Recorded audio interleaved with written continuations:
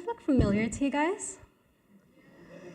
For those of you that instantly thought of the big iconic lampshade bear at Hamad International Airport, you got it right. This is the story that I posted a couple years back when I first left home to go study university in New Zealand. It looks exciting, doesn't it? Well, at least I think so, because every time I see someone post this on their story, I instantly think to myself how cool it must be for this person to be traveling somewhere today. But behind this seemingly chill video, nobody knew how stressed out I was actually. Because that's the thing about social media. It only shows you what the user wants you to see. The highlight reel, the carefully curated moment, not the panic, not the stress, and not the uncertainty outside of the frame. So why was I so stressed out this day? Well, firstly, it was an extremely full flight. And as children of parents who work for an airline organization, we don't actually get assigned seats until an hour before departure. So when you put two and two together, you can see how that kind of complicates things a bit. Secondly, my parents were supposed to accompany me, but due to unforeseen circumstances, their visas were taking much longer to arrive. And lastly, I was absolutely heartbroken. Heartbroken to have to say goodbye to my family at the airport, to say goodbye to my home for the last decade or so. At first, I thought it was going to be really exciting because this would be my first time traveling by myself, but during that day, not a single ounce of excitement was running through my body. I was nervous, I was scared, and I was worried that I wasn't going to be able to do this by myself. But that's what behind the reel is all about. The stories that we don't see and the struggles that we hide online. But before this, I want to disclaim that I don't believe that social media is good or bad. I believe that it's neutral. It only starts to become helpful or harmful depending on how we use it, or more importantly, how we let it use us. So let's start with the positives then, shall we? The aspects of social media that genuinely add value to our lives. First off is connectivity. Social media helps us stay connected with family and friends from all over the world. It also helps us meet new people online, and most importantly, keeps us updated with the news and events that are happening globally, all through one single swipe. Next up is opportunities. It opens doors for us that we might not have otherwise found, from creative collaborations to internship and career opportunities on LinkedIn. The possibilities are endless. Sometimes a single post can lead to a path that you wouldn't have expected. And third is inspiration. We get inspired from people's journeys, the challenges that they overcome, the passions that they pursue, and the art that they create. From fashion to hobbies to cooking, just about any new forms of self-expression. Social media sparks ideas in our head that we didn't even know we needed.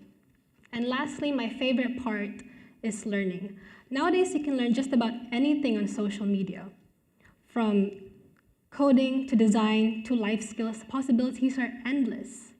For instance, during my internship, I was expected to have a certain level of proficiency when it came to Microsoft Excel.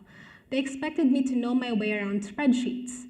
And to be honest with you, I did not know a single thing. But you know what? I still wanted to impress my manager. So I did my research, I hopped onto TikTok, and I searched up Microsoft Excel tips. And surely enough, it taught me various formulas, shortcuts, and most importantly, how to create a pivot table in under 1 minute. And my manager was really impressed.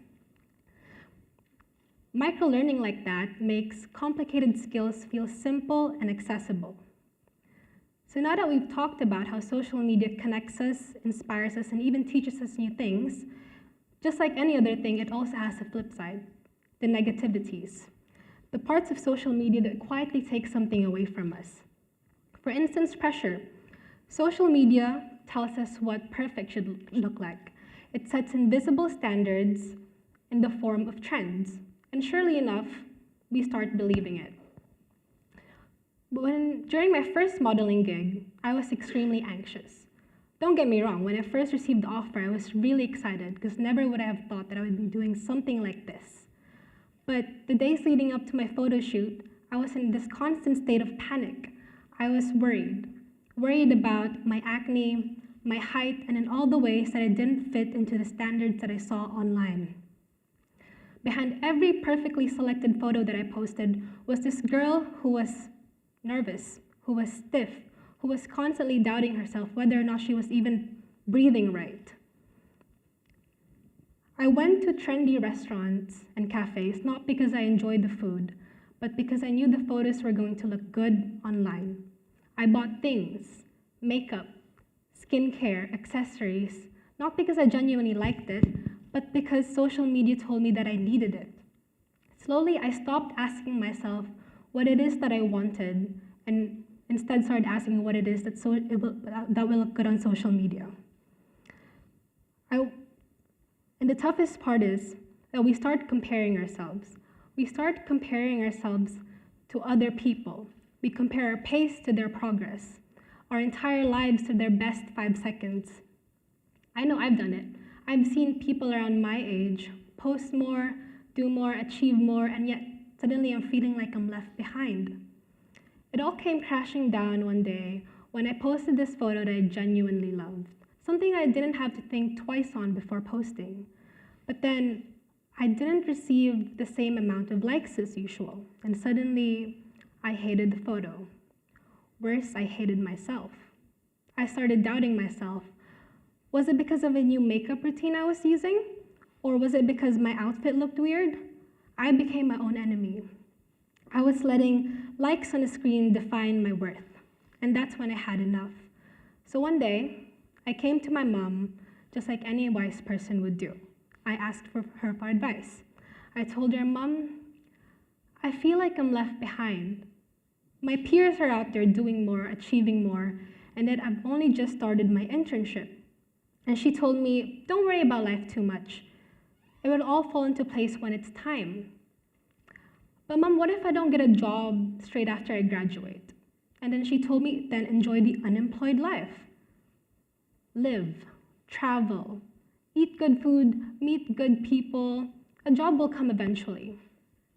And then I said, "Mom, what if I fail you? Because I feel like I am right now."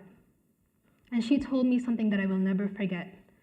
She said, "As long as you did your best, and I know you did, I'm happy and I'm proud." And then it hit me. It never felt real until she said it. I've seen these exact same messages online on social media, to take it one step at a time, to go at life at your own pace, to never compare yourself to others. It never felt real until she said it. I was scrolling endlessly, looking for reassurance from strangers online, when the reassurance I needed came from real human connection, from someone who knew me, who cared for me and wanted the best for me. And in that moment, I realized that no amount of likes, quotes, or inspirational reels can replace real human connection. The answers I desperately searched for online was right at home. So how do I navigate through social media without letting it control me? Here are a few things that I try to do. Number 1, stop scrolling when it hurts. Stop scrolling when it starts to hurt. Not when the content ends, but when your self-worth starts depreciating. Put your phone down and distract yourself in some way. Go on a run, go on a walk, paint, dance, whatever you can do to distract yourself. Number 2, remind yourself that everyone is posting their highlight reels. Not the rejections, not the failures, not the 2 a.m. breakdowns, but only the shiny and exciting parts that everyone wants to see. And number 3, don't force yourself to live life in front of a camera. If the food is getting cold, then the photo can wait or not happen at all. I know this is something I'm still trying to learn. Because at the end of the day, social media is not the enemy, but losing ourselves to it is. Behind the reel is a story that we don't see. And the most important story is the one that we live, not just post. So pause when you need to, choose presence when you can. Your life doesn't have to be perfect for it to be worth living, meaningful, or beautiful. Learn to love yourself along the way. Because at the end of the day, the world doesn't need another perfectly curated reel. It just needs a real you. Thank you.